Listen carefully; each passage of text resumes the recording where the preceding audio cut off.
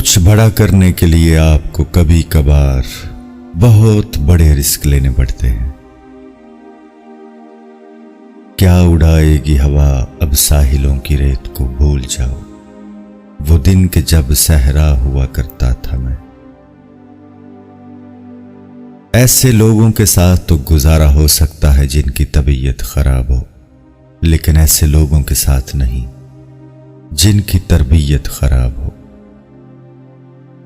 अजीब बात है, मसला हमेशा तीसरा इंसान होता है और लोग एक दूसरे को छोड़ देते हैं।